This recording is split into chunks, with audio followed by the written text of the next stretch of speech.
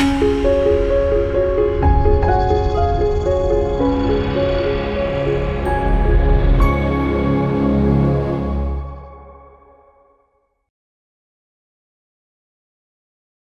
మాత్రం. నేను మీ జర్నలిస్ట్ నవత. Welcome to our voice. భారత్లో డీప్ స్టేట్ ఆటలు సాగవు.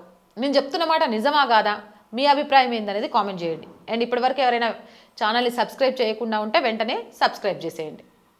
ఈ డీప్ స్టేట్ ఆట అనేది నేపాల్లో కుదిరింది, బంగ్లాదేశ్లో సాధించారు, శ్రీలంకలో కూడా వర్కౌట్ చేసిండ్రు. అంతెందుకు, బ్రిటన్, ఫ్రాన్స్ లాంటి దేశాల్లో కూడా ప్రభుత్వాలను ప్రభావితం చేయగలిగింది ఈ డీప్ స్టేట్ కుట్ర. కానీ భారతదేశంలో మాత్రం ఎందుకు పారడం లేదు అనే కదా మీ డౌటు. చెప్తా.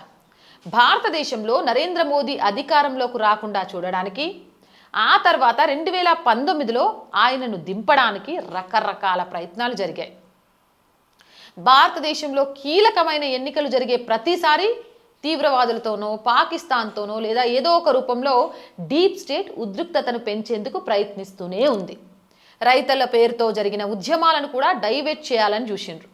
కొన్ని సోషల్ మీడియా ప్లాట్ఫామ్లు గ్లోబల్ మరియు లోకల్ ఇన్ఫ్లుయెన్సర్స్ని ఉపయోగించి నాటకాలాడించే ప్రయత్నం కూడా చేసిండ్రు. కానీ అవన్నీ మోదీ ప్రభుత్వ మానసిక సంసిద్ధత ముందు, వ్యూహాల ముందు నిలబడలేకపోయాయి.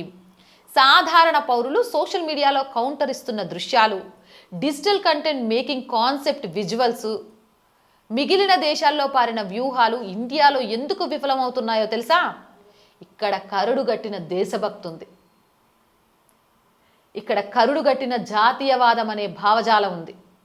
ఇది సాధారణ ప్రజల్లో ప్రబలిపోయింది. తమ ఉద్యోగాలు, వ్యాపారాలు చేసుకుంటూనే దేశానికి వ్యతిరేకంగా ప్రభుత్వంపై జరిగే డిజిటల్ కుట్రలపై నిరంతరం కన్నేసుంచుతున్నారు.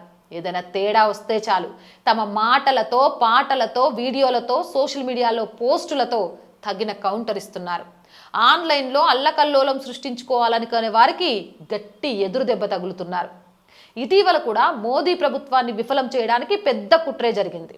ఒకవైపు సోషల్ మీడియాలో వీడియోలు బ్లాకింగ్, మరోవైపు విదేశీ నెట్వర్క్లు, అంతర్జాతీయ ప్రతినిధులతో కలిసి ఆందోళనలు రేకెత్తించే ప్రయత్నం.